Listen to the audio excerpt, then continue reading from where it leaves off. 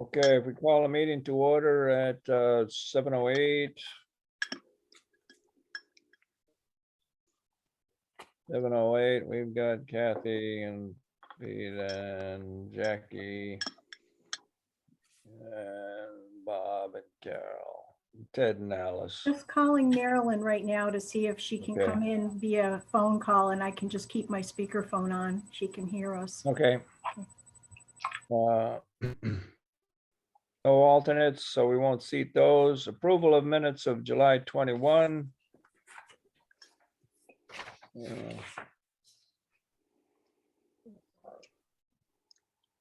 A long set of minutes with a lot of stuff. I don't have any comments on it. If anyone wants to make a motion to accept, please do so. I'll move that we accept the minutes as presented. I'll second. Was that Kathy? Yeah. Any discussion, omissions, corrections, changes? Hearing none, all in favor of the minutes, accepting the minutes as presented, signify by saying aye. Aye. Aye, opposed? Abstentions? Aye. Jackie, okay.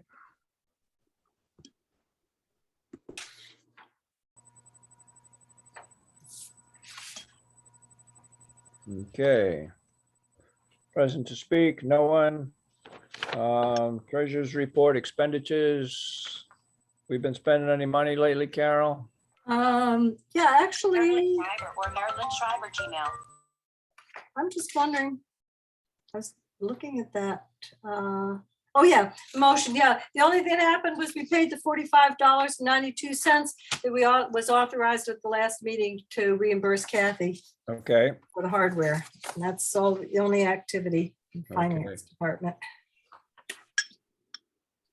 Pardon me, Peter. I know you're taking minutes. Marilyn's trying to get in. She just called me. oh, I'm sorry, yes, you're right, thank you. Yeah. Good thing I have that screen still up here. I wasn't watching.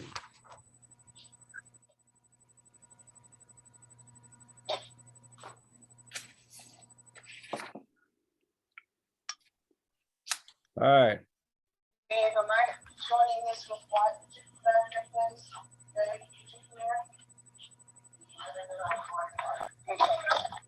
There she is. Marilyn, we hear you.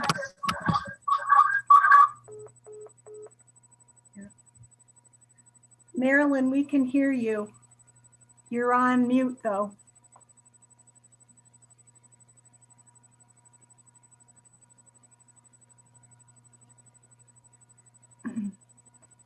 Peter, can you unmute Oh, Marilyn? there I am. no, it has to be on her machine. There. My regular computer I've had to reboot it many times. I think it's probably having a funeral for it later on tonight. Yeah, okay. Well, we can hear you a lot better on whatever you're on now than we did on your computer anyway. Okay. All right, good. Okay, sorry, I was ignoring you. I don't know how long you were trying to get in, but, Not long. okay. Okay, but. All right, so now to then the deep grant application. Let's look at the commission letter of support for the application.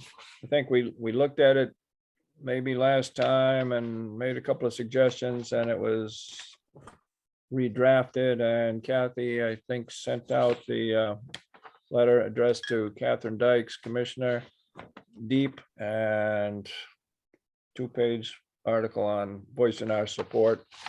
It looks appropriate to me. Any other? Yes, Kathy. Peter, the only thing is on this letter, you guys had looked at it in July 2nd and had made some recommendations, and you had changed it, and this is the updated draft. on item 5 on the second page, before we vote on this letter of support, we're going to have to determine what we're going to do for a trail on the new parcel, because Oh, yeah, we yeah. have to put something in the grant application, so. Okay, I guess we should review that then. Now, let's see, what you have here is, yeah, you sent out maps, Kathy, with two possible options. And is this number 5 here Right. refer to both of those options? No, number 5 in the letter was talking about putting a trail from the Talmadge Spur Trail down through the new Talmadge piece, going across Mason Road, basically, and going back up the Knowlton property and hitting the Knowlton Spur. So that was what's talked about in the letter. Okay, yeah, yeah, yeah. But Carol has brought up some good points. She had emailed me and was concerned because maybe Carol, if you wanted, you can Yeah. speak to that. Yeah, I just was reminded the fact that in the Conwood Forest Management Plan, it includes that section of the Knowlton property is labeled as a hunting area, and that would then the proposed trail that Kathy had sketched in would go directly through that area, and I believe we were all in favor of maintaining that option to have some areas which might possibly be able to be open to hunting, and therefore we would not be appropriate to have a trail. I was also concerned because where it would cross the road is probably only about 500 feet from Route 44, and since the speed limit is much higher on Route 44 than it is on Mason, I really didn't feel that it would be a safe pedestrian passageway, because people come zipping around that corner and they're right on top of people crossing the road. So those were my concerns, and I think I'm much more in favor of having a trail that goes to the Vista Point just on the west side of the road. Okay. Anyone else have a thought on that? Well, we could make the loop come, go down to the Vista from the existing Talmadge town-owned property, and then kind of loop up before it crosses the road, so it's passing further north across the road, and then that might avoid some of the traffic issues. And Well, it's still, I think if Yeah, you one look at a time here, please. Yeah, maybe let's impart some order here. Maybe we try raising our hands when we want to speak. Right. Let's try that for a. I'm all finished with what I was saying. Yeah, so my question then, yeah, so coming down to the high point or further down than that, Jackie? Going just down to the high point, and then maybe, it could go down towards Mason Road, east towards Mason Road, and then come back north. There's that kind of valley that goes on the bottom side of that high point. So we could have another Okay. trail that loops up north through there. And then it could even loop up back into the existing Talmadge property. And it would technically be a loop, but it would stay more on the west side of the road. Yeah, Okay. Yeah, Carol? yeah, that's sort of what I had in mind, that perhaps it could be a loop trail that goes down to the Vista and then back up by a slightly different route to give more diversity to the trail. But I think if you look at the map that's in the Conwood plan for Knowlton, that you'd have to go, it really would go right through that section. It'd be hard to avoid that section, and I think it's by far preferable to have the trail remain on the west side of the road. Okay, couple of thoughts. I would ask, I guess, first of all, what are the chances that really we're gonna go to the effort of trying to set up a hunting program and monitor that, and who has access to it. And we looked back when that was first broached by the management plan, and looked at several other towns, and they look like, I mean, we've got enough on our plate to manage what we've got. And question is, who would manage the access and regulations and post the hunting area in reality for anything on the Knowlton property? That's one. No, number two, I don't think the traffic is an issue. People coming off 500 feet's a long ways. No one's gonna come in off the highway at 50 miles an hour on the dirt road. If they're gonna go 50, they're gonna go because they're gonna go 50, not because they're coming in off Route 44. And number three, would it look better on the application to have a couple options, a little more ambitious plan that involved the property that we got a previous grant for, and bring that into the picture and tie it to what we're expecting. So I guess, unless someone else convinced me otherwise, I I would lean towards putting that other option as essentially as Kathy has drawn it on there, along with the one, and we can, keep the options open, and Lisa will tell them that we're thinking about it, of taking, maximizing the recreational use of the property. Go ahead. Kathy. Bob.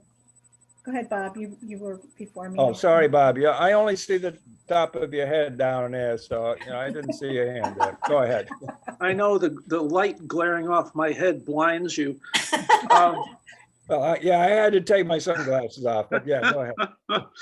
So my thought is to go with a loop trail. And there, I don't see where we have to rush out there and get that whole loop trail done. Once we get the property as a starter, take the back and forth trail to the Vista. And in the preceding years, then take it across the Mason Road and, up on another part of the Talmadge on the Knowlton property.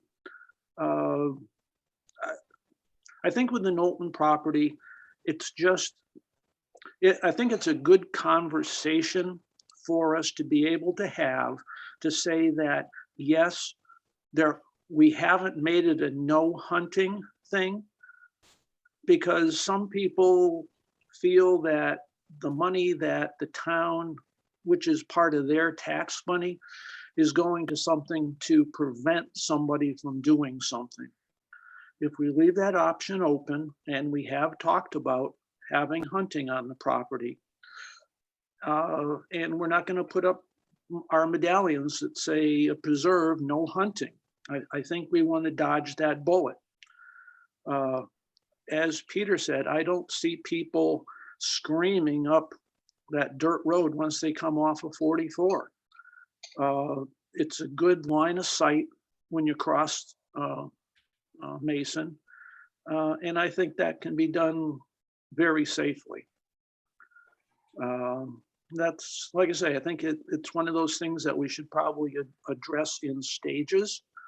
Overall goal, yes, have that loop trail, certainly opens up the lower portion of the Knowlton property, which we haven't done that over the years. Maybe this is the initiative to take that time and get that done. Well, to open up the lower part, that's going in the hunting zone though. So you're But saying, we haven't got a hunting program, Peter. And as I said, I think we want to keep that option open. If we do ever present a hunting option, I've been in forests where they say, or on Cape Cod, the trails are closed from such and such a time to such and such a time because it's hunting season. okay, I'm confused. I thought you just said we should open up and put a trail through there. Yeah, we should. Well, those are Oh, you Then- want, and oh, then wow, the have trail through a hunting area and post it. You're right. Yeah, Yeah, yeah. okay, all right, all right. Jackie, were you, No, I was just trying to help explain what Bob was saying. oh, okay. Thank yeah, you. I didn't think I was that far off. I don't know. Okay, yeah, well, Marilyn had her hand up. Oh, okay. yeah, Carol. Fine. Yeah, no, well, Marilyn had her hand up. I'll Oh, defer to sorry, Marilyn Marilyn. first. It was hidden behind the name on your screen here. Go ahead. Kathy and Ken Metzler and Dave and I walked the High Point Trail. I don't have any problem with what Bob just suggested. I think it's a great idea. I just wanted to say that that is a lovely trail. It's quite different. I was expecting just everything you've ever seen over there when you walk, and it's completely different. The little rise that it goes up, it's just, it's a really nice hike. And when we came down off the High Point, we crossed on to the Mason Road, and I did not have any worry that someone was going to come off the road at a high speed. I agree with what you said, Pete, that there's it's got a good sight line. And I don't think many people currently, especially since the way it looks now, it still gives you the feel when you turn onto that road that things are still not settled there with all of the rain that we had.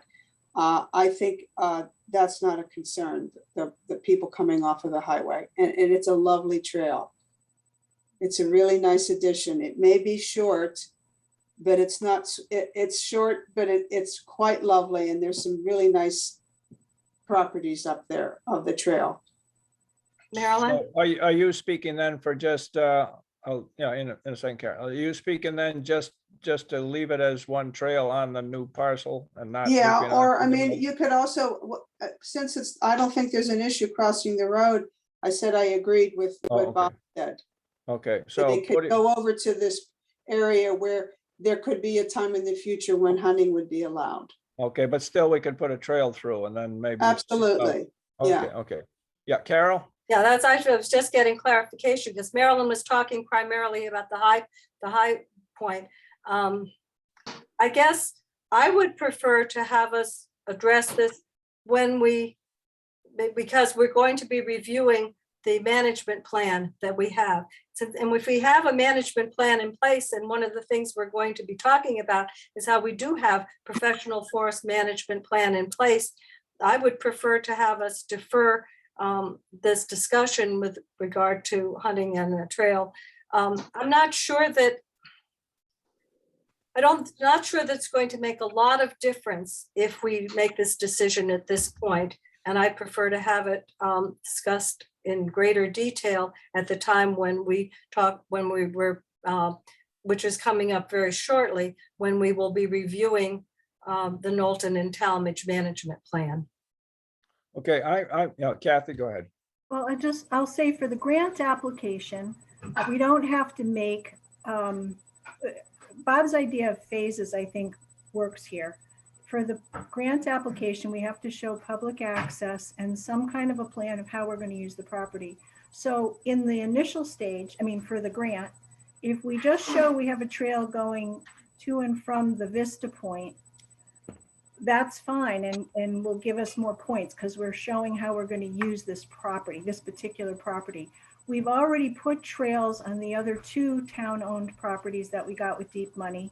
So we showed compliance, if you will, with what we said we would do in the past for those properties. So I think at least just showing one maybe out and back trail now, and then in the future, if we wanted to extend it and go on to the Knowlton Trail, or if we wanted to make it more of a lollipop loop trail on the new parcel, we still have those options. But at least we're just showing, an out and back trail for the grant. If we showed the whole trail, for example, going over to the Knowlton and all the way back up, and then we didn't do that in the future, and we tried to apply for another grant, because what they're doing now is they're looking back to see anybody who's received an award, they're looking back at compliance issues. Did you comply with what you said you were going to do in past grants? That's a big thing right now. So we probably want to think smaller. We can always add on later, but at least just having something to show we're doing, you know, a trail out there, I think would be fine for the grant. Okay, that sounds good. I was just thinking that it might look, you know, more favorable if we were involving more of the property with a more ambitious plan. But yeah, if indeed they're looking back and say, well, they did this or they didn't do that, that's fine. Okay, so I guess I would go along with then the keep it simple plan, down and back. If that's fine for the application, that's okay. If anyone has any other comments or would like someone to make a motion. I would move, because the reason we're bringing this issue up is because of our letter. So I would move that for the Wellington support letter, that we change section 5 from a loop trail going from the Talmadge Spur Trail to the Knowlton Spur Trail, just to the following. That our plan is to develop an additional loop trail, an additional out and back trail on the Talmadge Estate parcel that would include an elevated area and a vista. Something simple like that. That language would just change in the letter. Sure. Any second on the motion? Second. That Jackie? Yep. Okay. Any discussion? Okay. All in favor of making that change or just elucidating that option and the application, signify by saying aye. Right. I, Opposed? Abstentions? Okay, good. I think we got that horse across the line before it died completely. Okay. Kathy, could you just send us a little piece of this, of what the revised language will be? And other than that, I would like to move that we approve this letter of support for the project from the Conservation Commission with modified language with regard to an out and back trail to the Vista. I'll second it. I'm sorry, that was Jackie again, second? Kathy. Oh, Kathy, I'm sorry. Yep. Okay, if we're comfortable with not seeing the exact wording and approving the letter otherwise, then is what I'm assuming here. Yeah, Any discussion on that? No. All those in favor of approving the letter of support for the application with the 4 approved changes, signify by saying aye. Aye. Aye. Opposed? Okay. Great. Can I ask the question at this point? Absolutely. Did you receive that letter of support from the PZC? No, but Mike assured me that we'll be getting it soon, because he said it was discussed at the last meeting. They did Yeah. cancel their meeting this week. Right, yeah, it was discussed. That's why I wanted to check and see if that had gotten into your hands electronically yet. No, I checked with Mike after I saw planning and zoning meeting was canceled this week. I just said, just want to check in because I, want to make sure we're going to get a letter back before we put the grant application. He says it should not be a problem. Okay, well, just give me a heads up if it's getting close and you haven't gotten something. Okay. I'll wander in the back door and scare them. Actually, Kathy, maybe it would be best if you could make the modification to that paragraph and just ship the new copy of the letter to us for our records. Sure. Yep. That would be great. Thank you. Mhm.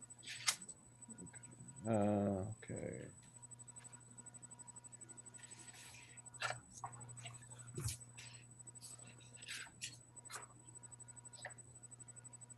Okay, now, for any discussion on the grant application, Carol and Kathy have been working on the purchase and sales agreement, reviewing the past purchase and sales agreement and trying to tune it into the current project.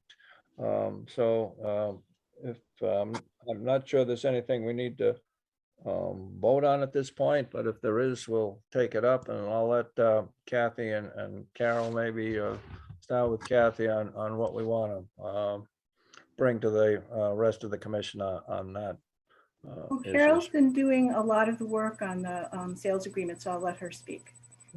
Okay. Actually, what I did was I was using as a model the agreement of sale for the Knowlton property, because it included a provision for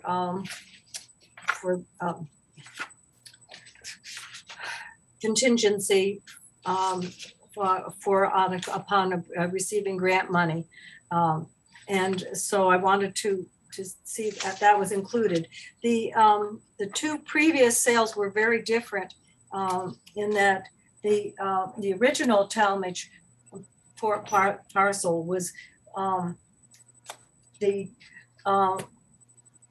town, the grant award letter, oops, I've got my right. In the case of the Talmadge, original Talmadge, the application was due on May 20th of '05. We got an announcement of an award on November, and followed by a grant award letter, which came in December. And between the announcement in November and and getting the letter, pretty much, Carl Asimovic, who was the town engineer, did the A2 survey. And so the gist of all that was that by January 12th of '06, the closing took place on the property. So that was a very short turnaround time, and that's that was the transfer from Dan Talmadge. Whereas the Knowlton property was a much different process, probably partly because the town did not have sufficient funds to fund that whole project, which was $625,000. We definitely needed to get grant money from the state in a substantial amount, and that had specified that we needed to get a grant of at least $250,000 from DEEP. This time around, we've just said it's contingent upon getting a grant, an unspecified amount. So then the interesting thing about that was that the grant application was due on June 18th of 2008, but the closing didn't take place until February of 2011.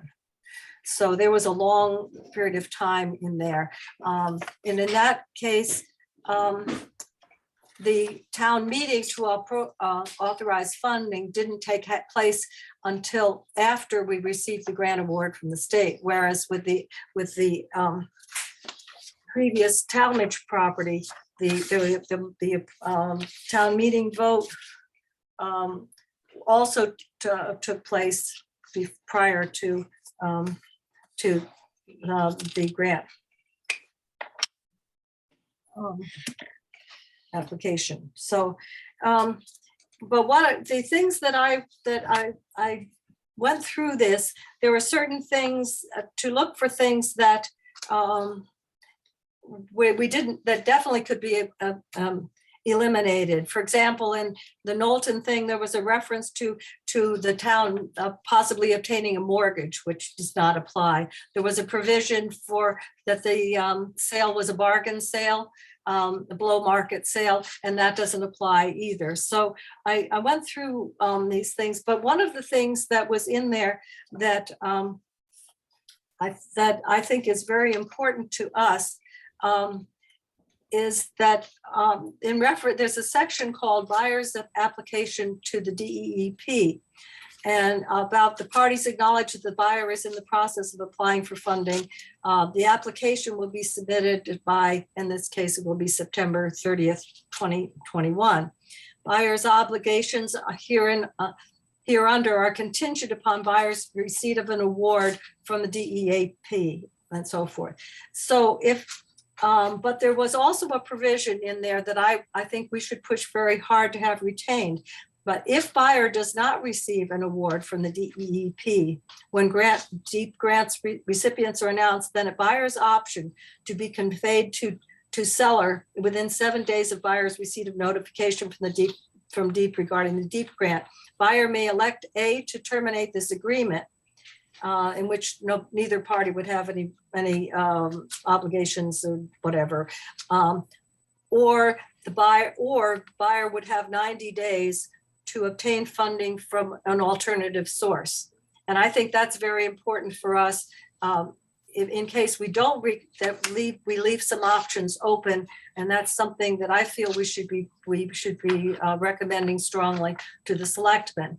And I think that probably is something that the Talmadge estate would value also, because that would give us an opportunity to continue with to possibly pursue the purchase, just in case we don't get a grant.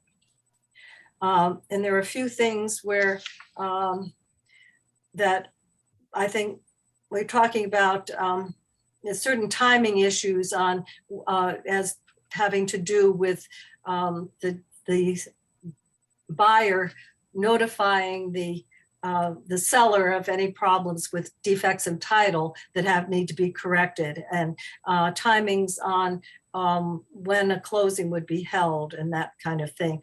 I also thought it was important, if we might want to pursue the sale even without a grant, and we're able to do that, we would not be required to, of course, to have an easement to the state of Connecticut, which we would have were we to get a grant, but that we would want to put in, make provision in the deed for restrictive covenants with regard to the property remaining as open space, and similar to the restrictions that were in the Fenton, the transfer of the Fenton Ruby Park to the town, that we would want to make sure that there are covenants in place to protect that. And another thing that I think we want to have in there is that the premises would be combined with the existing Daniel W. Talmadge Conservation Tract. So I think I need some advice from you guys, because we need to be pushing the selectmen a bit to start the process of negotiation. And it is a negotiation, so we need to keep in mind things that the town, that serve the town's interests, but also that would perhaps that also would be acceptable to the seller. So. Okay, comments, anyone on any of those points that Carol mentioned? Oh yeah, I forgot. Did I mention the one that would possibly allow for closing? Oops, where's the section on closing? That would perhaps allow for closing on the property, since unlike the Knowlton property, the town has sufficient cash in hand to cover this sale. We could do the same thing that happened with a previous Talmadge purchase and close on the property before actually getting a check from the state of Connecticut. And there takes about it can take as long as a 6-month lead time. I got so many pieces of paper here. Bear with me a bit, but it has taken as long as 6 months for the funds to actually come in. But if we since we might be able to close as was done before with the other Talmadge purchase, proceed with closing and obtaining the property, and then have, when the check comes back in from the state, it would be returned to the source from which the funds were advanced. And I talked with Donna Latinchix today about how this was handled with the previous Talmadge property tract purchase. So I just want to keep our options open and make things as flexible and make the acquisition of the property as expeditious as possible. Kathy? Couple quick things, because Carol and I have been working together on this, so I'm kind of more up to speed on it as well, just because I've been reading the past purchase and sales. But I would agree, Carol, that there should be a clause in there that we could close after the survey is done. Right. It would be. We would have to. We get notification of a grant. We would. The language would be that. That we would, the closing would take place at a time, within 14 days of buyer's receipt of either A, funds from the from DEEP, under the DEEP grant, or satisfactory assurances from the DEEP or another funding source in buyer's sole discretion that such funds will be received. And that way, Well, can I just go back? Yeah. I'm not sure you're going to get anything from the state that's going to say you're definitely getting the funds because they have to review the survey, even if we have the survey. Okay. I'm just saying, there's other things that we have to submit to the state before the state will say, okay, we're releasing the money. We told you you're getting an award, but now you've got to do these Right. things. Yeah. So I think there's a possibility. I think that the only thing that would hang us up would be the title search, which we could do in advance. And I know you and I had talked about recommending that to the,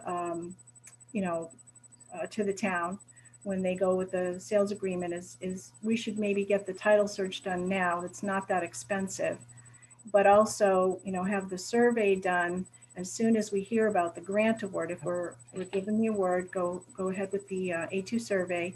And then there should be a possibility of closing that could be written into the sales agreement, because those are the two items that would hang us up with this. right. You're right, Kathy. One thing I forgot to point out was that it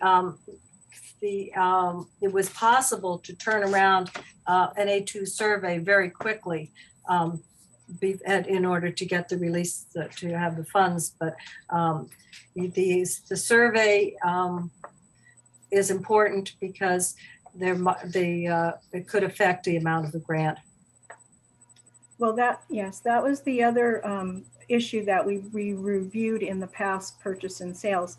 There was, with the Talmadge property, there was nothing in the sales agreement that said that there had to be a certain amount of acreage.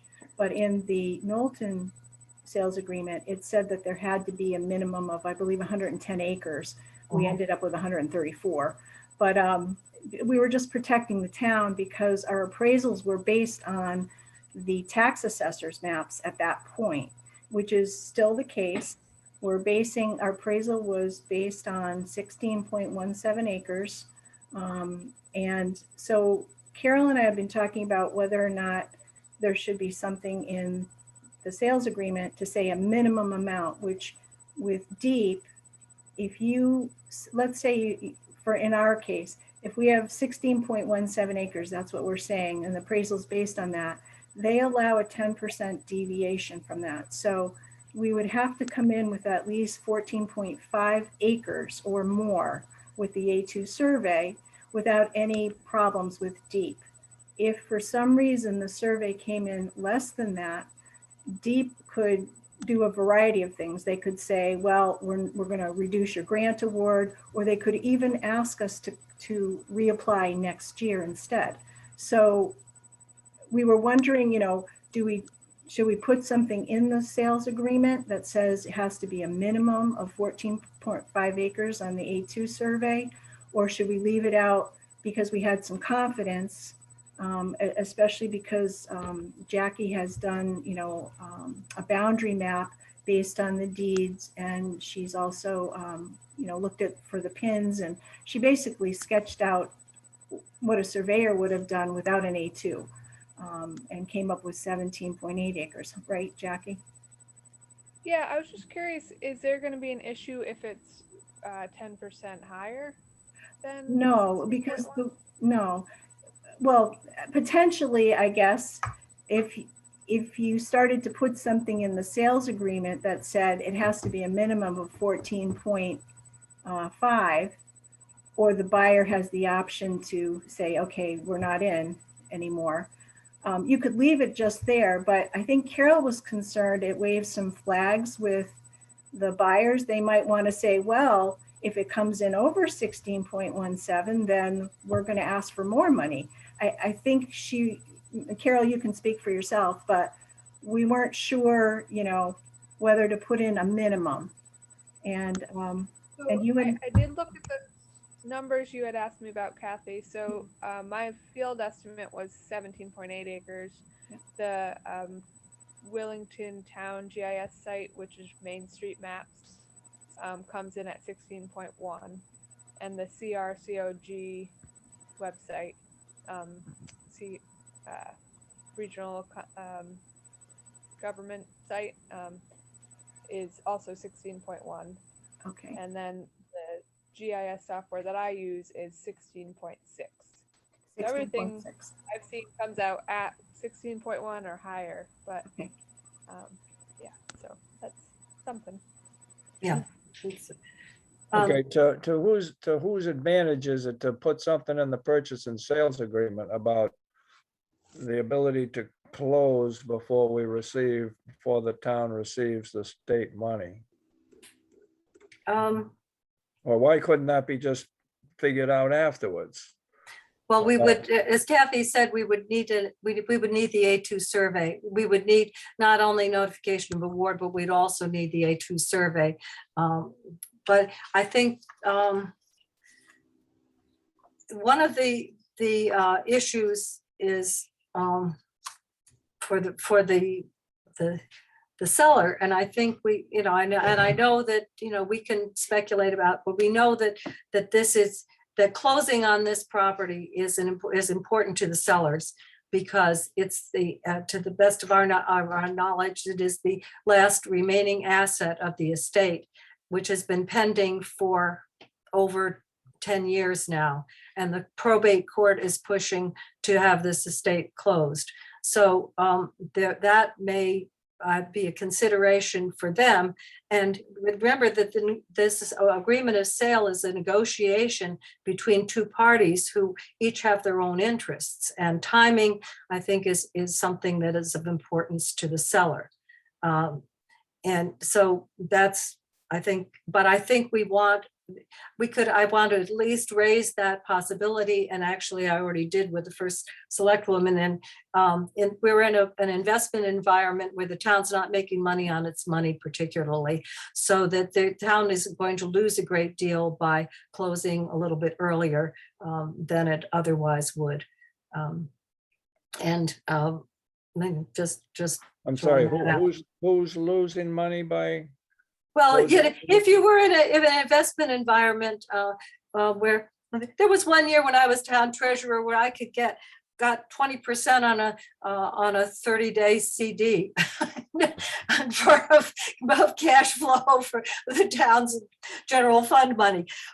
Those days are long gone, folks. We're not making, the town is making very little money on its investments at this point. So the town won't be losing much, but there will be, I think, some appeal to the seller if there's a possibility to close. So I'd like to at least put something in there. We have the option, we would retain the option of whether we wanted to pursue this.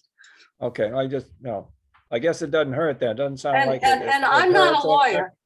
And on your recommendation, we could put it in there. I just don't see that we can make a promise that we do that anyway. So the sellers aren't going to get a promise from us that we'll do it. No, So it's still up in the air until the exact moment. But I guess if you don't think it, or if you or the legal eagles don't think it will hurt to put it in there, then Yeah. fine. and it's language that was in a prior agreement. I'm not making this up. I'm not a lawyer. I just went through the agreements page by page, both agreements.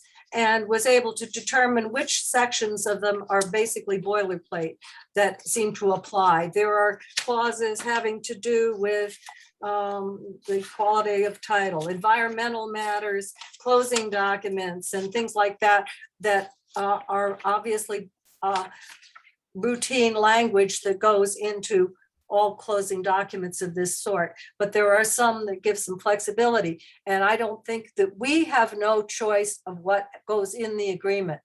This, we can suggest, we can recommend, we could say this is language we liked in the last agreement of sale that we would like to, and things that would give us options that we might not have, we would not have unless there is some similar language in the documents. But we can only suggest to the selectmen that they might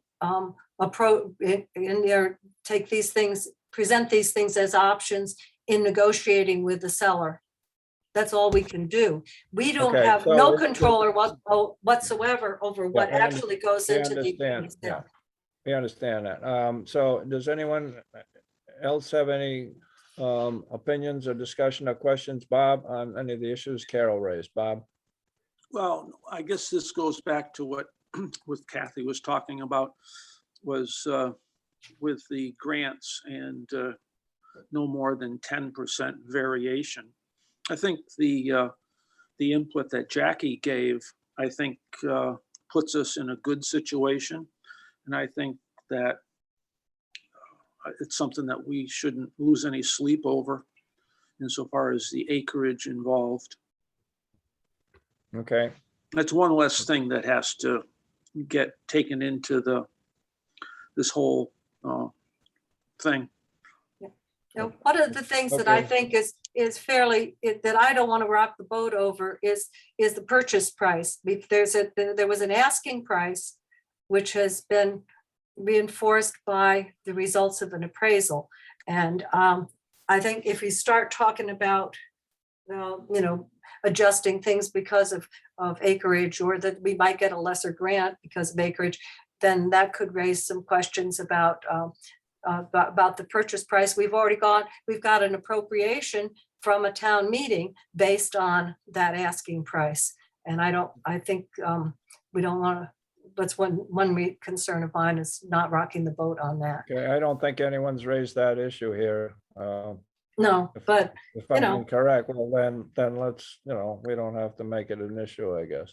All right, does anyone else have any comments on those issues? Other than that, I think, Kathy and Carol are fine combing the details, and it seems like they're on the right track. And as Carol said, in the end, it's the legal eagles that are gonna come up with the selectmen with the final document. So I would be inclined, before I get inclined anywhere, Kathy.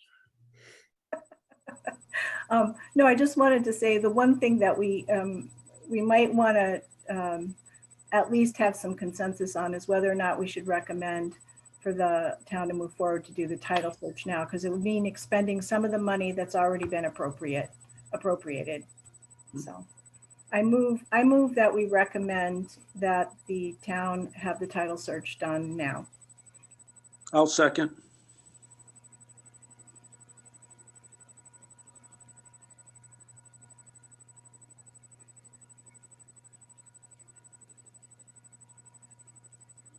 That would also give us some extra points too in the well, we think grant. that's one of the frustrations that I think both Kathy and I have been feeling, is that in prior years, there is a scoring sheet which is available at the same time as the application, which tells you, you're going to get 5 points if you have this document. You're going to have 5 points if you get that map. You get only 2 points if you do this and that. So it makes it more difficult for us to even to judge. We're having problems, for example, saying, oh, well, no, you aren't going to, it isn't going to do you any good to get a letter from your state representative. Then I went back and looked, and last year's application, you got 5 points if you had a letter from your state representative. So it's been a process of frustration to even determine, so how we can determine whether it's to our advantage to do certain things prior to submitting the application. And the title search is going to have to be done. It's comparatively inexpensive. And we have the money appropriated that would come from the open space fund money.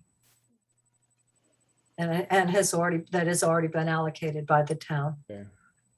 So that was gonna be, where does the money come from in a ballpark, how much, we don't know.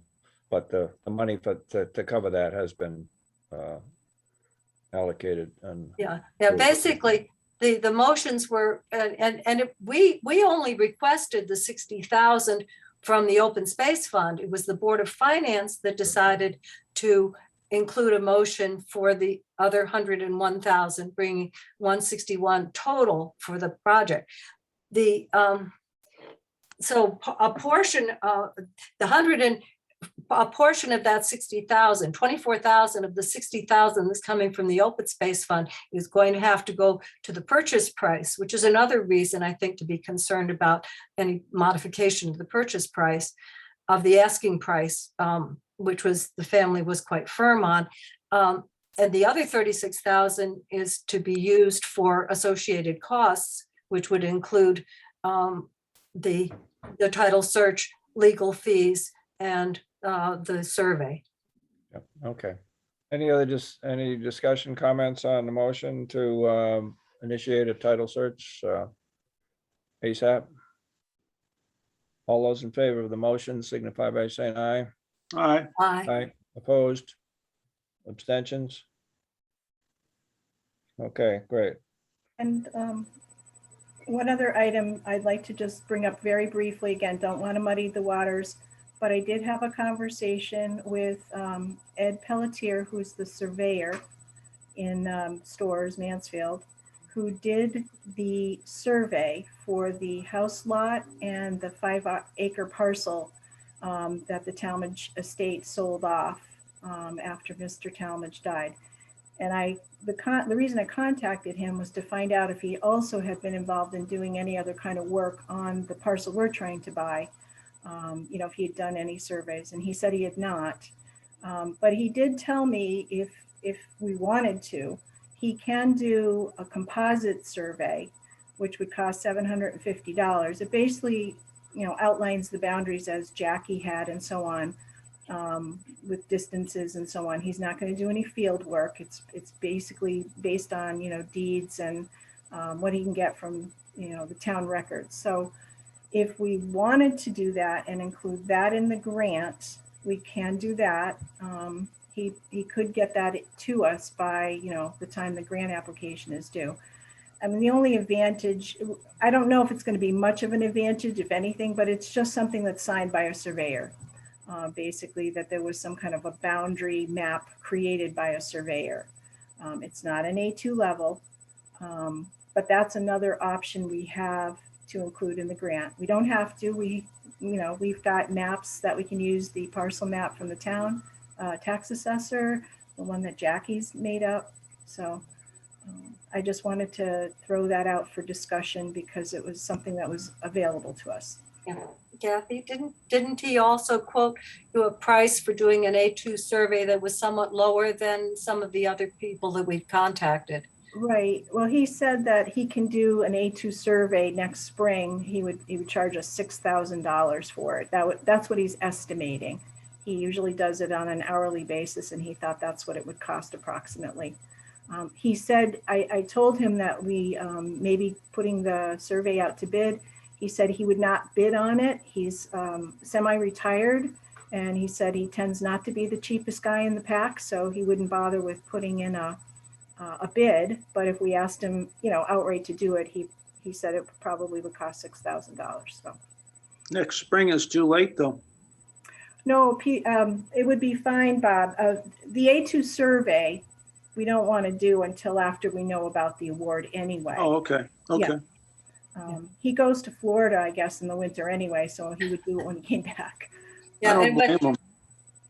Yeah, and of course, all of this is yeah, there are some issues because the normal schedule for the cycle of grant awards and announcements and all of that stuff has shifted so dramatically. So instead of, as we anticipated, putting an application in the spring and finding out sometime in the fall, we're now putting it in the end of September, and we will probably take them 6 months to process the applications and get around to making an announcement. And the announcements are not even being done, Kathy tells me, in the same format. There was no, she's been unable to find any record of what grants were awarded. Apparently only the grantees were notified, or at least. Right. In February, they had a Zoom meeting just for the awardees that they basically, told them that they had gotten their award. Then they received letters, of course, but there's been no public announcement about the people that have been awarded. the Okay, but grant. that's down the road, isn't it? We don't need to Yeah. sweat that now. We True. still have No. an application to put in. We're gonna do that one way or the other. Right, So, but they, I'm sorry, go What ahead. Carol was saying is just that, it's just taking them longer to do these things than they have in the past. So it makes it a little more challenging when you're working with somebody that's trying to sell this parcel to say, hang in there. It's going to be 6 months before we even know about the award. So. Well, and- we've already asked them to hang in there and they said they would at this point. So I don't know, just rehashing all the problems isn't gonna Right. do anything. Well- So, my question is though, if Pelletier says he'll do it for $6,000 and we have to get bids, where does that leave him in the process? We're gonna say to the town, well, the cheapest guy is this, but we don't have any submission. Well, we don't have Any, to, if, for example, if we wanted him to just do this compilation map, excuse me, I call it compilation, it's a composite map, I believe you said, for 750, we're not obligated to also do the A2 with him. Oh, I understand that, but down the road though. Well, I Well, guess we he don't have to. wouldn't- We'd have to guess we- decide if we wanted to put it out to bid. I think if it's under 10,000, Oh, I don't think we have Right. to. Right, oh, Yeah. all Yeah. right, for 10,000, all right, okay, that's fine. yeah, Yeah, never mind the question that I had then. And what we've done in the past, sometimes, Peter, you pick up the phone, you call these people on the phone and you say, here's what I've got, approximately what would it cost? A lot of them are willing to tell you an approximate amount without even putting in a bid. I mean, we can make it more formal and put it out Well, to bid. if a bid's not required, I don't care. yeah. I think we guesstimated 8 to 10. It's not my money, so that's Well, fine. don't say that. It's And- everybody's money. Okay, hate- so the question at hand is, what about the $750? Is that gonna be worth doing? That's what we need to decide at this point. Right. I Think it's. don't worth know it. if our our maps will suffice, then why throw away $750 for something that may or may not help out? right. Just Jack, go looking ahead. at deed research, I mean, I already did that and I found the pins in the field. Yeah. So, I mean. All right, I think we're good on that. I Yeah, think we should Marilyn? pay Jackie for her time. Yeah. Practically $750. Yeah, all right, well, 375, how about 375? Yeah, Marilyn? To do the titles, there will be title exceptions that will be listed in there. So why don't you wait for that before?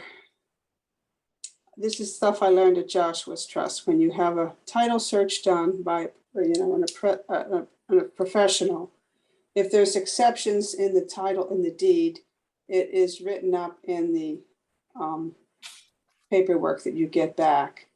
Mhm. That was all I wanted to say. Okay, no, all right, that's good. So that's another reason not to jump in and have this. Another Yes, thing about the map, Kathy had brought up possible boundary discrepancies or the, butters having some opposition to how the survey comes out. But just based on what I saw, it was, we've got the town to the north and then Yukon to the northwest, and then that surveyed piece to the south. And then it's just that one other piece to the southwest.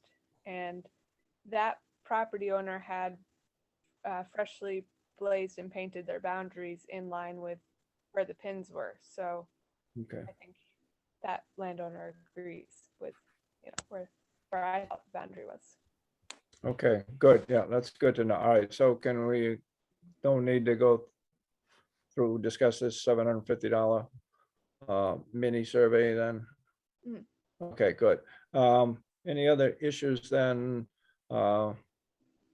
with respect to the purchase and sales or going on that? So we can leave that, in Carol's and Kathy's capable hands to put down the details and get them to the selectmen and the town attorney and go from there. I would just feel more comfortable since I'm the one who probably be working with the first selectman initially to if you're comfortable with my presenting some of these options. And I'm not making this up out of whole cloth. I'm just looking at previous agreements of sale and what's in them and things that seem to apply in the present circumstances. And if you're Yeah, comfortable with the absolutely. things I've talked about, then I'm trying to Well- keep as many options open as possible. Yeah, that's good. Well, we know you're not going to go off with your own legal options and fly-by-nights, and this is what I'd like to try, so. No, this is, it's all we're based pretty on. sure- We're pretty sure you're going to stay with the tried and true and look at the history. So. All right, well, thank you for working on that, Carol. We appreciate that, and Kathy too, of course. All right, so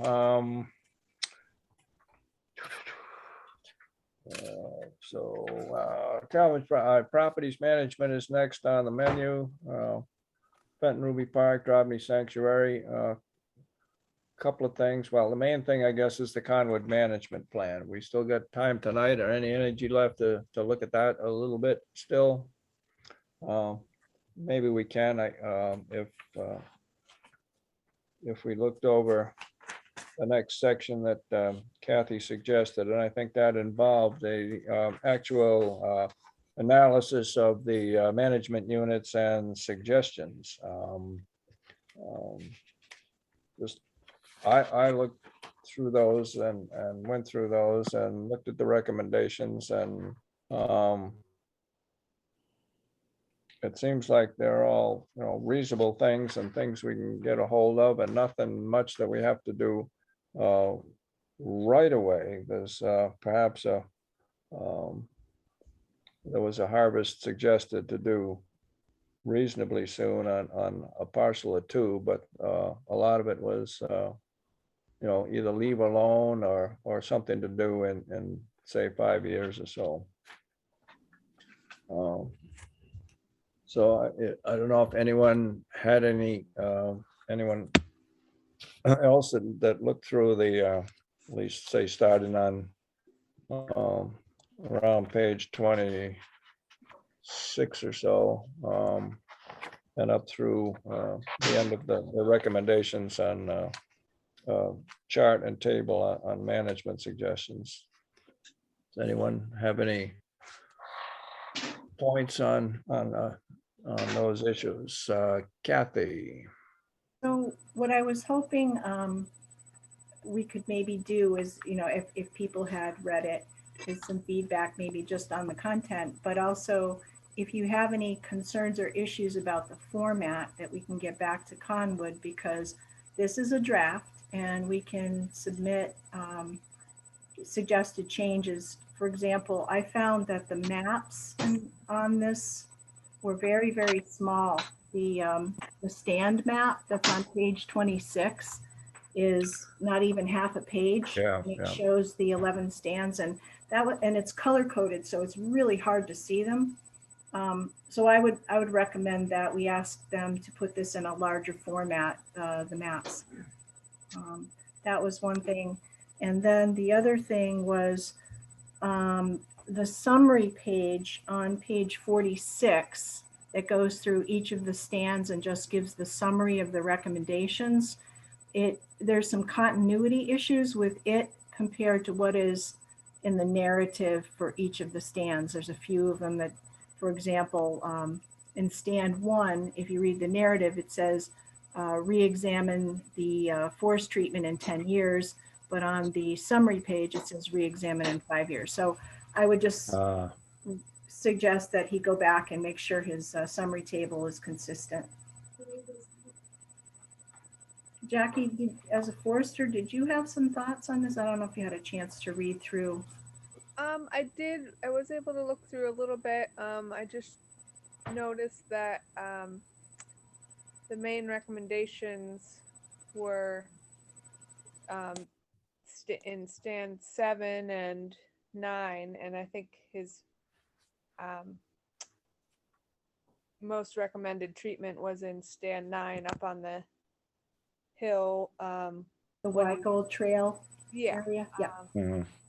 doing a shelterwood treatment there, which would be a heavier cut Right. and right out kind of near the road. So I guess what people's thoughts were on doing something like that. I mean, it's a recommendation, so we don't have to follow through on it, but we could see if he could include some alternatives maybe to that, because I know there have been concerns about doing heavier cutting.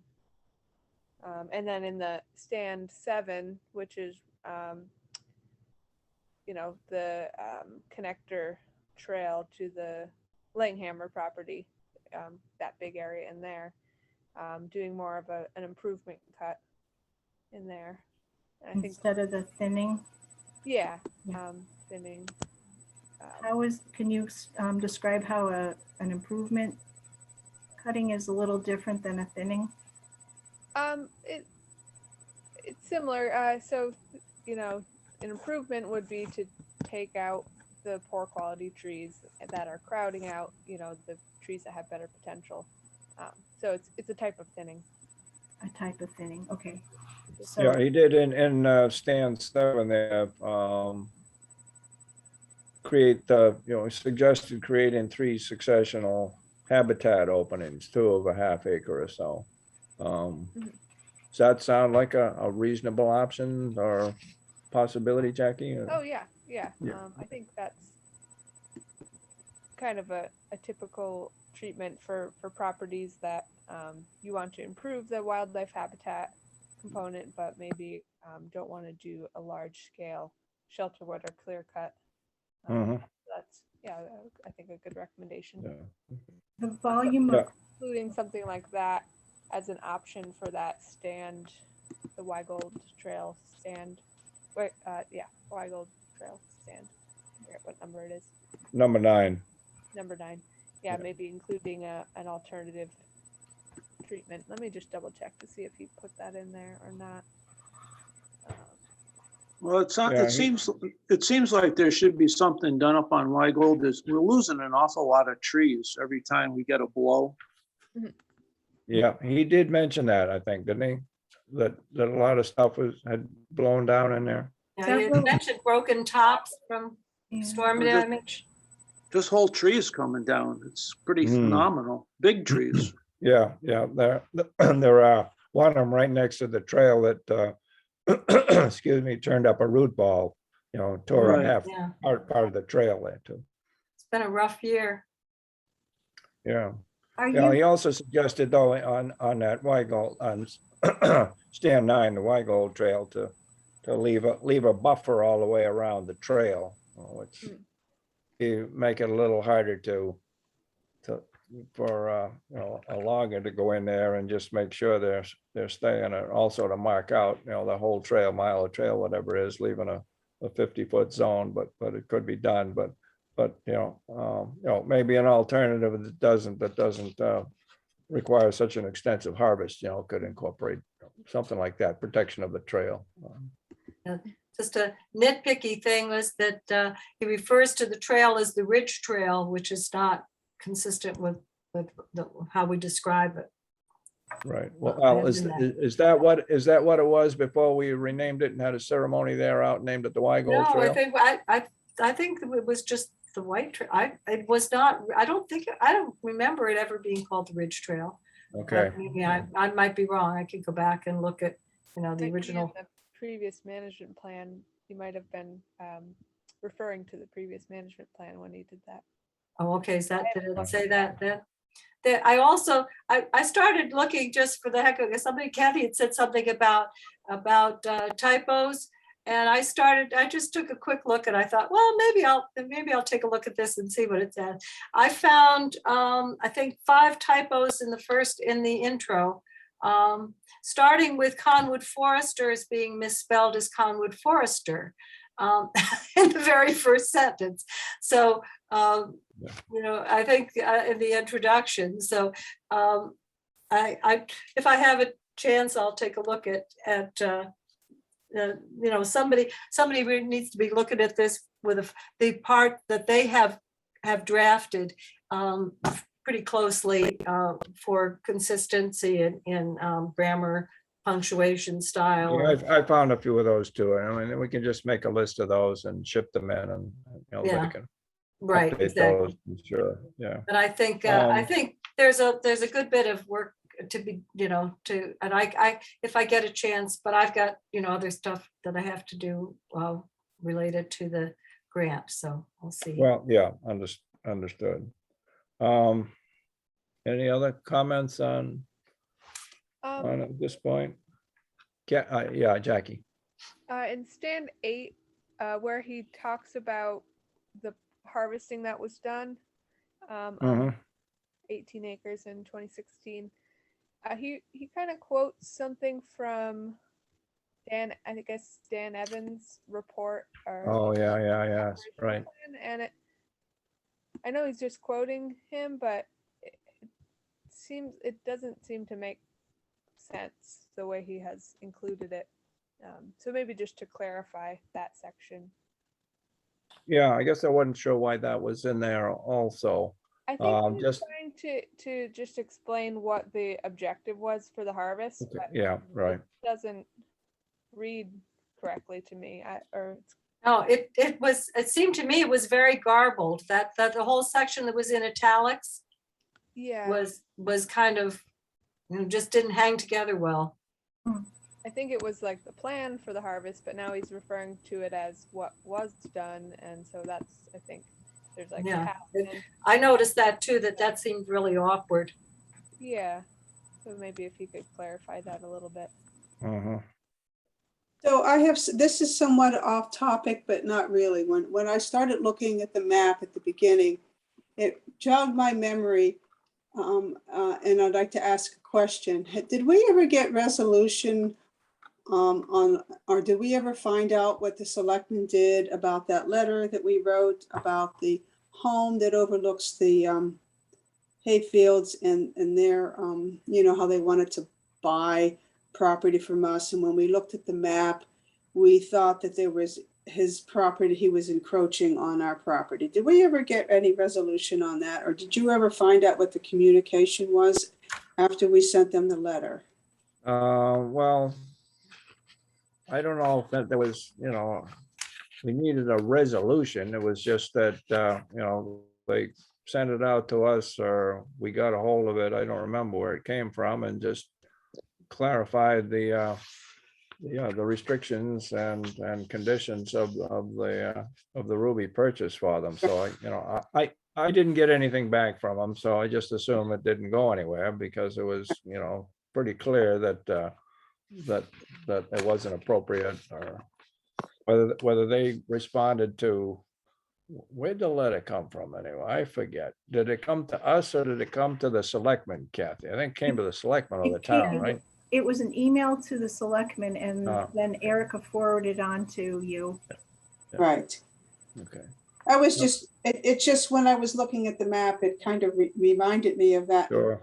Yeah. Remember if we ever got any correspondence back, or if it would have even been appropriate. So if there is, that was my only question. Well, there are a few things that that we've communicated, or I've communicated to the BOS, and there has not been a response to. So, Okay, Okay.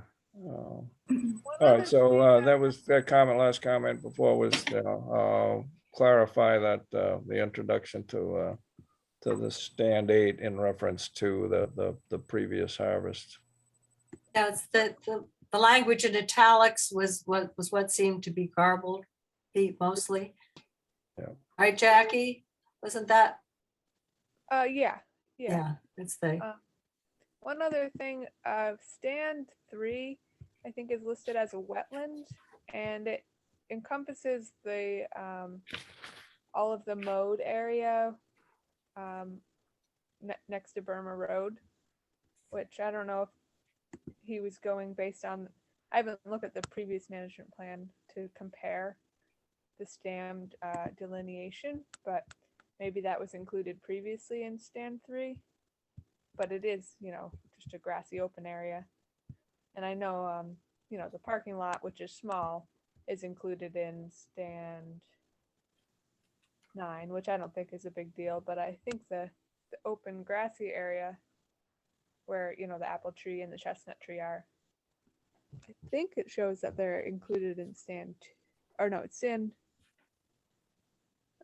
3. Yeah, stand 3. Yeah. So, All right, so it includes the picnic parking area.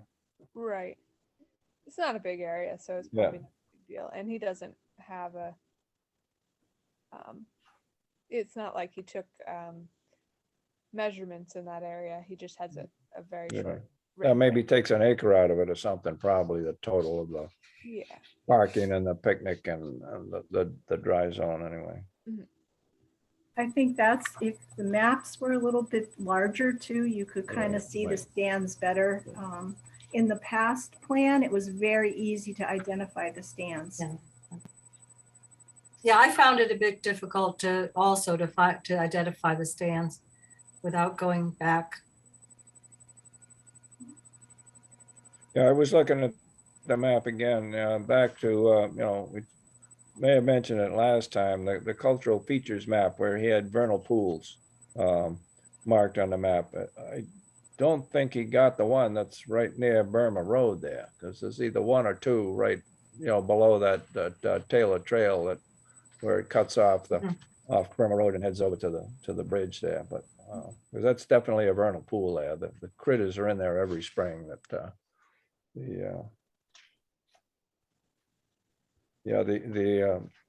obligate species are in there swimming around. So that perhaps should be featured or listed there just for the record anyway.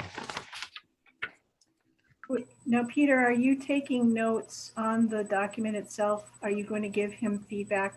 We just have to have a plan to get back to him. I'm sure they also want to be paid the balance of the.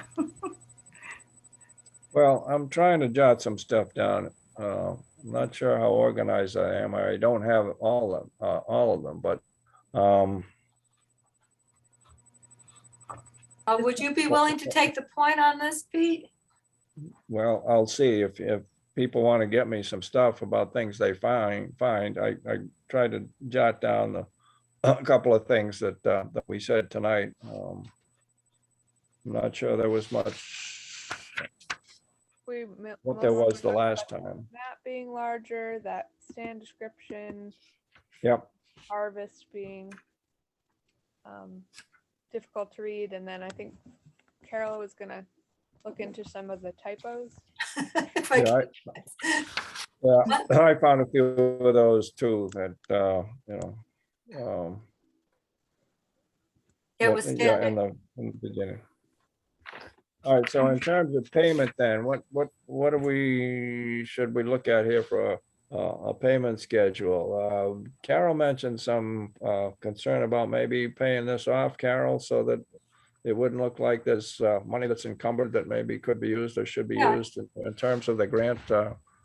It might be nice to be able to resolve that and get the balance paid before we submit the grant, because we have to show where we have monies available for maintenance. It's one of the, and so we need, it would be nice to have a clean balance in the Park and Rec fund account where we're paying this from. But it, and also, as Kathy said, this was delivered to her mid-July. Wasn't it just after our July meeting, Kathy, that you got this? And so it's been about a month since they submitted the draft. So we probably shouldn't keep them waiting too much longer.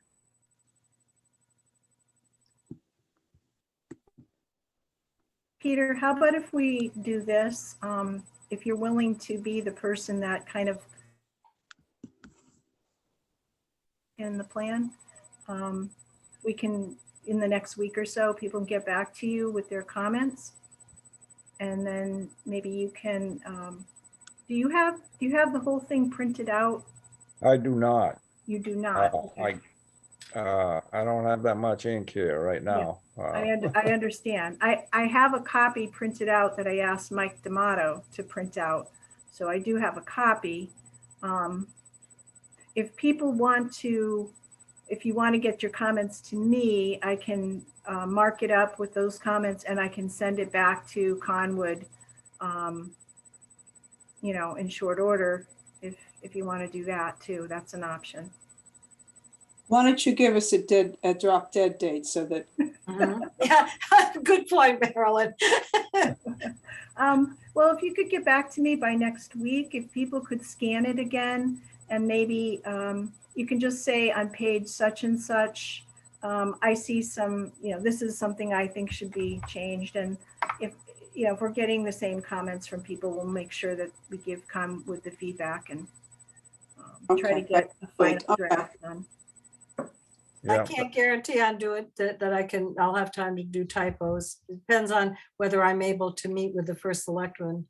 when she well, those are back from the vacation. typos are not an issue. It's the trees that count. So anyway. Yeah, right, exactly.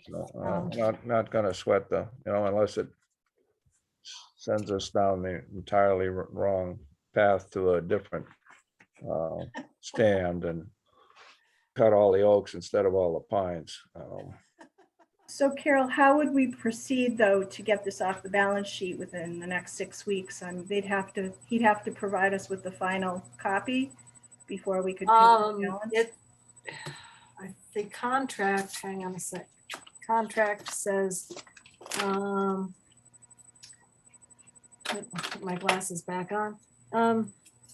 Payments are as follows: 1,000 with the return of the proposal, 1,000 upon draft plan completion. Both of those have been paid, and 2,500 upon final approval of the plan by the Conservation Commission.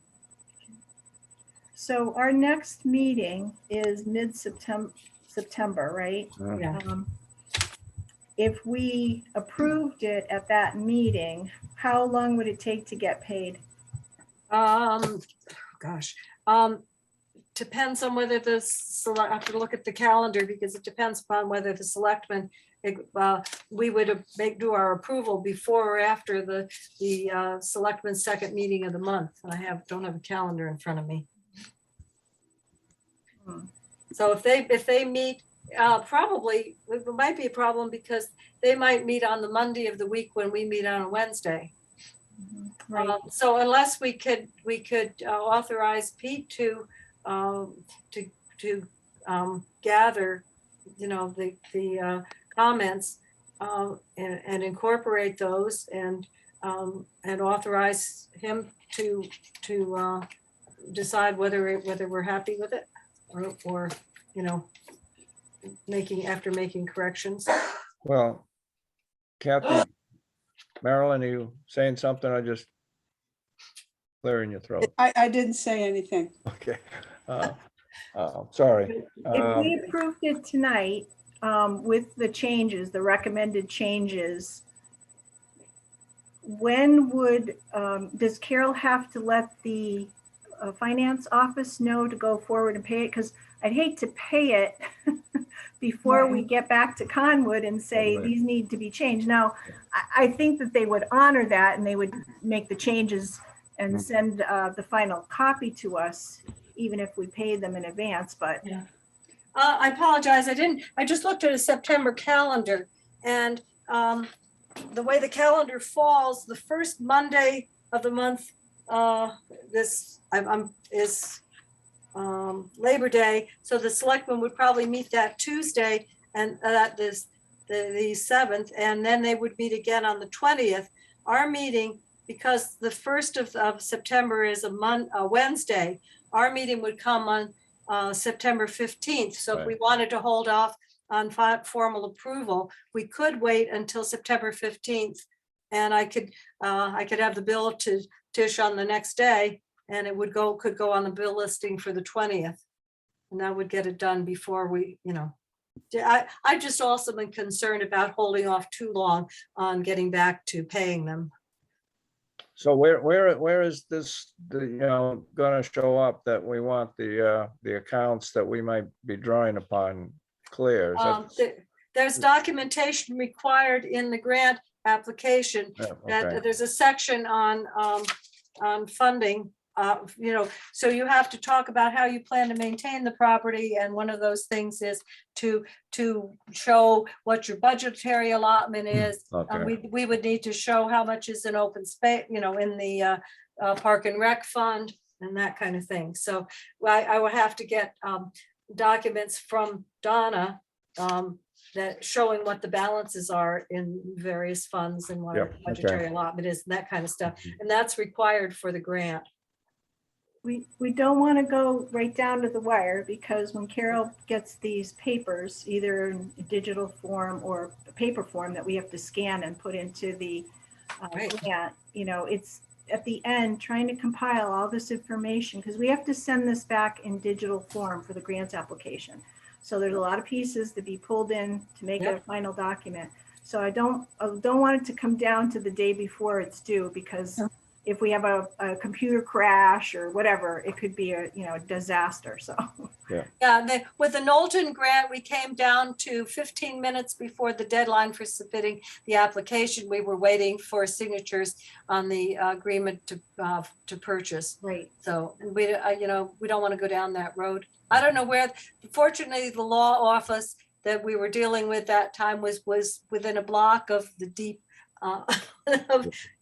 office. Otherwise, we might not have made it. Okay, so Kathy, do you want to jot those things down on a printed copy that you have?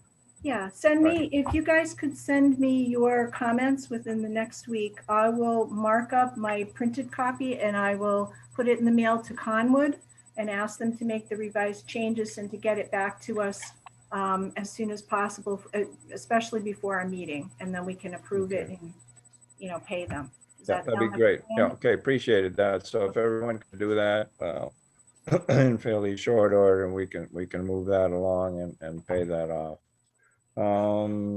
Okay. Where are we? We're in the maintenance, any maintenance on Fenton Ruby Park. I think the bridge disaster had that taken place at the last meeting? I don't think so. Or it had already? Fenton Ruby, yeah, because we Yeah. fixed the bridge before Oh, the yeah, meeting. yeah, okay. So I don't know what else is jumping there. I haven't heard of any disasters, but Pete, is the fishing platform still sitting on the lawn? I have no idea. I was just wondering if there was any thought of contacting Luke Perizek to see if he might be able to pull some, it was his project initially. He may not even be aware that it's no longer where it was supposed to be. And he might be willing to see if he could get some folks to help him put it back into position and reinforce it. Is he still a scout? Yeah, I don't know whether he's still a scout, but it might be a place to start to see if he's still around, if he's still a scout, or if his family has any suggestions on people, or if there are other scouts who might be interested in helping with that. Because not all projects are Eagle projects. This might be something that. Well, I don't know. I think we need some boots on the ground there to supervise that and then see what needs to be done and how to do it, because it's all right there in the park, and I'm a little far away to look at that project at this point. So Yeah, the Someone wants- Scoutmaster's aware that the bridge floated back onto the lawn. Okay. Okay. Yeah, so I just thought that might be a place to start and say, hey, this is what happened. Is there any way that you could help us get this back into position? Well, And if someone else attached. wants to start at that position, that's fine. I guess at this point, I'm not gonna be doing it, so. Yeah. and Bob, not is to- that not to- something you not could to- follow up on? I started it, I don't know, I can probably see what their plans are, if they have any plans about moving that. It would be kind of nice if we could, because we end up doing so much of the work ourselves, and this is something where there's an individual and a group who had vested interest in. Well, that's in this project. that's a pretty heavy thing at this point. It's one thing to assemble it out of little sticks. It's another thing to move, you Oh, know, yeah. a 3,000, 4,000 pound platform afterwards, and that might require more than the scouts are willing to arrange for and pay for and that, so. Yeah. It's not going anywhere. No, it's, no one's gonna take No, it. it's not. Good from us. People can sit on it where it is for now, as far as Okay, I'm just- concerned. I have one other thing for the park. I had sent out pictures of the hybrid chestnuts that Jackie had planted. Oh, yeah. Kind of yeah. exciting to see that one of them, the one in the parking lot area was flowering. So Yeah, that's they're great. doing well. And I'd like to suggest that we consider buying a couple more to plant next to that one, as well as the one that's out in the timber harvest area. Since if they're going to actually produce any nuts, that we probably need to have some closer together. Every tree needs a good friend. Needs a mate. So are you ruling out native chestnuts? Native? Oh, do we Yeah. have some in the park? Yeah. Oh. You haven't noticed? No. There's some that are 12, 15 feet tall. Jackie, do you know if the natives can possibly produce, vice versa pollen between the hybrids? Yeah, you know what? Actually, most of the American chestnuts don't ever get to that stage. So, but they would, if they did, they could probably cross pollinate. But I don't think I've seen any big enough to start flowering. Yeah, But- I've harvested nuts off of native trees that have resprouted. And Oh, it's usually in areas that have been logged. So Oh, they yeah. get a lot more light. And I've seen them like 8 inches through and probably 30 feet tall in about 8 years. Mm. And they do have nuts. Oh. Okay. Do you know of some in the park right now? I know where there's some in the park, but I haven't walked that harvested area this year at all to see if any chestnuts sprouted or not. It might be interesting to try to GPS locate the ones that you're aware of and check on them each year, maybe. Yeah, The cell phones now, you can pretty much take a photograph and it gives you a GPS point. So yeah. I don't know. I'm almost finished with my project in Worcester. Maybe in the next couple of weeks, I can get out there and walk that area, see if I see any suckers that have sprouted up in that harvested area.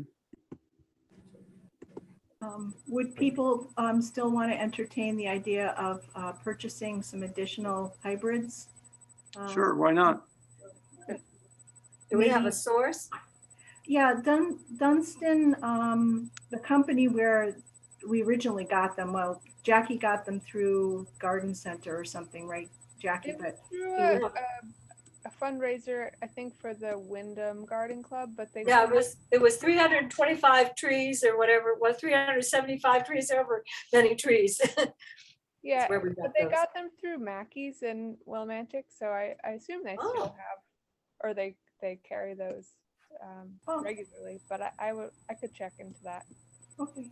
And I know you can buy them. I've gone online just to look up that brand, that Dunstan brand, and you can purchase them and have them shipped. So They recommend spring or fall planting, so Great. maybe we can expend some money in September. We can talk about what we know, what the cost might be. How's that? Sure. Yeah, do a little research and look up a couple things and dig some holes. All right, Knowlton Preserve, Talmadge Tract, maintenance. Apparently, we lost the sagging bridge. Kathy sent pictures out, I think. And so that's down the river and that's too heavy. That isn't going anywhere either, from where it is. I'm not sure whether the condition of the treads on the bridge are any good or salvageable, or whether they would come off or not for use on a new bridge. But and I think I mentioned in an email going out that this might be a way to experiment with an extension ladder section bridge. across there. It's still waiting. It's Yeah. in our yard waiting. Yeah, okay.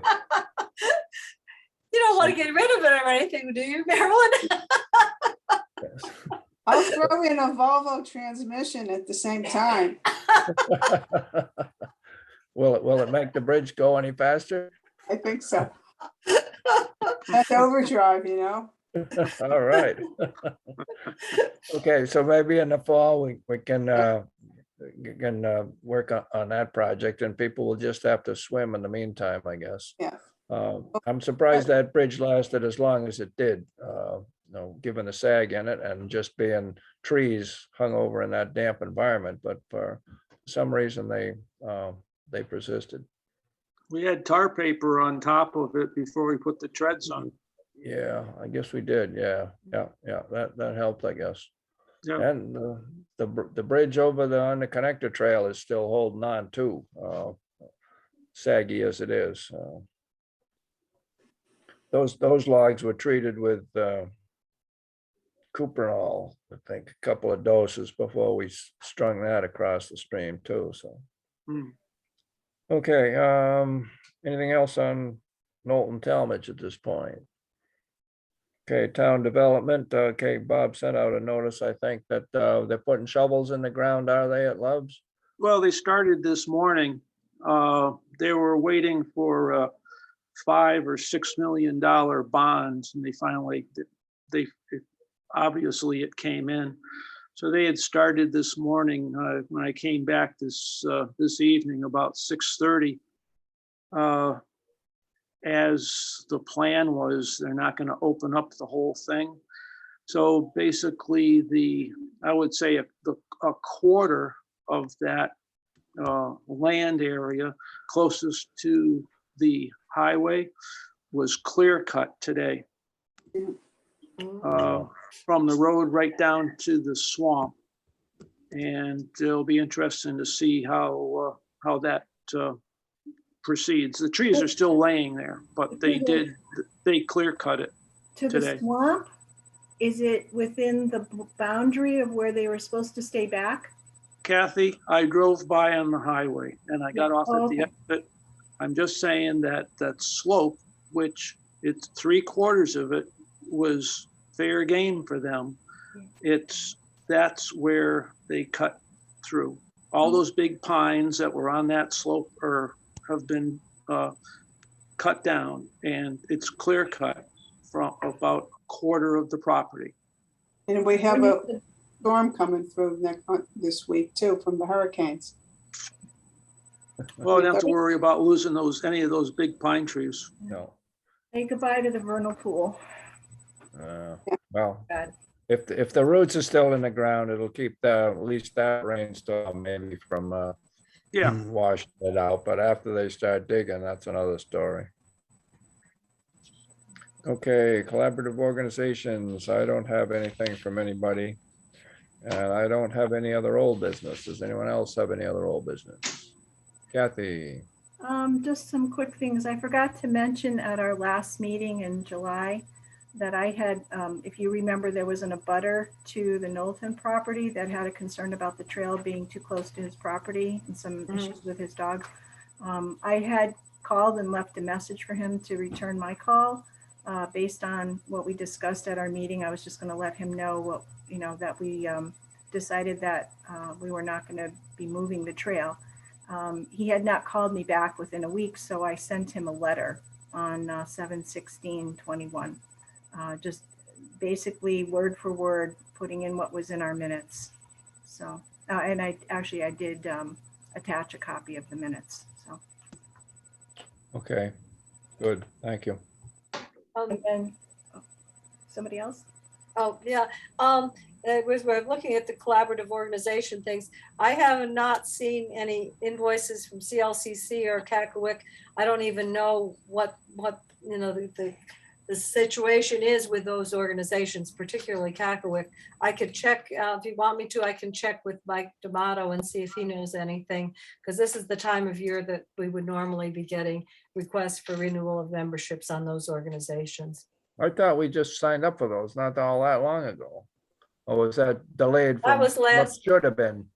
Yeah, it took a while to get it sorted out last year, because they both have offices at DeKoven House in Middletown. Right. And the new town's new computer software decided to make a single check out to both organizations. And that had to be voided and rewritten as two separate checks. And it got very complicated, and it took us probably the first 6 months of the fiscal year to get it straightened out.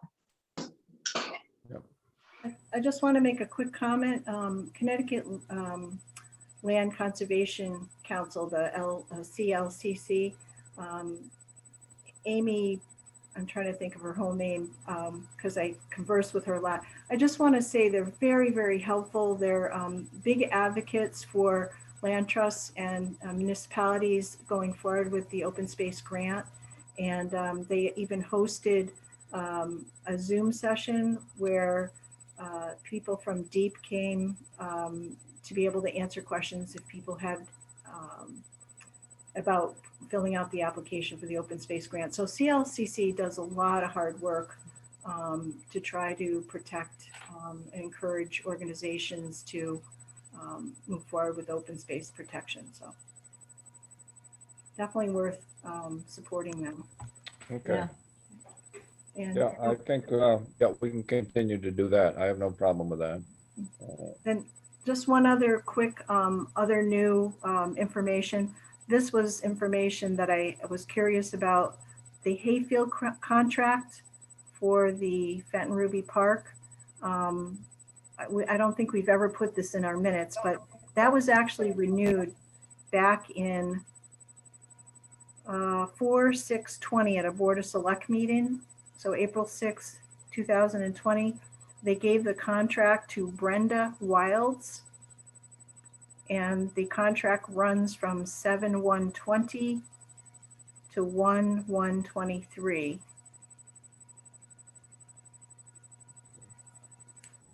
What was the last name on that again, please? Wilds, WILDES. And that was this year that they approved it, but it was. No, last year. Last year. Oh, last year. Last year. I just was curious about it, so I got in contact with the Board of Selectmen just to find out, and they sent the information to me just to say it had been renewed, or they had put it out to bid, and it was given to Brenda Wilds. And they said they would make a note. At the time, it was Heather, the administrative assistant. She'd make a note going forward when the Board of Selectmen does award the contract that they would notify the Conservation Commission. Did they do the cutting last year? I forget if they did. I'm not I sure. don't remember that they did. Yeah, they did it late. They did it real late. Which is okay, which is good. It's supposed to be. Is it Yeah. after July or after August 15th? August 15th. August 15th, yeah, okay. I'm just laughing because we've spent hours and hours in multiple meetings arguing about July, the whole timing of contracts. Yeah, yeah. So, Okay, that's Brings good. back Yeah, memories. I remember doing something at, I'm not sure whether I vaguely remember maybe seeing that email that said that they would inform us in the future, but I may not have mentioned it at the meeting if I did get something from that. Sorry. Any other old business?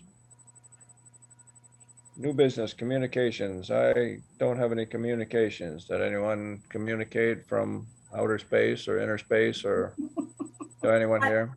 I forgot to check the mailbox upstairs the last time I was in there. Prior to that, it was magazines and, it was the Connecticut Wildlife Magazine and that was Yeah, about okay, it. yeah, So okay. I will check again. Okay, great, thank you. It's probably something from CLCC there. Probably not, but yeah, CLCC there might be. The problem with Cackaway is that goes to inland wetlands, and we pay on a, if we do it, we do it on a two commission basis, and Right. that's where the problems come in. Okay, any other new business anyone wishes to bring before this body? Good, okay, I think we covered a lot of ground. Appreciate the work that everyone's doing on the various aspects of the grant and the management plan. Our next meeting is scheduled, as Carol mentioned, on September 15th. And Will we'll, it Zoom? pardon? Will it be Zoom? Well, unless we vote to do otherwise, I still will not be in town at that time. I mean, when we made our decision, Delta had not raised its wonderful little head. I don't know how many people want to meet in person. I can't recall when we said we would. I'm sorry that I don't know that. Well, I think we just said until further notice, we would be zooming. Oh, until further notice. We Okay. didn't put any timeline on it. We just informally said that maybe we would reconsider in the fall, but Yep. that's not any kind of an official thing, just Okay. which we will do. So we will assume it's a Zoom at this time. Yes. Okay, so with that, thank you, everyone. We shall stand adjourned. Adios. Good night and good luck. Okay, Yeah. enjoy your supper or whatever you're gonna have following your Yeah. hors Gotta- d'oeuvre. Gotta find something. What's for I've been supper, eating- dear? I've been eating all along, so I'm good. Yeah. That's No why one- we can't see your hands. Well, I was waiting Ah. until after the meeting to have my glass of wine, so that's what I'm signing off to do. Cheers. Bye-bye. Okay. Bye-bye. All Bye, right. guys.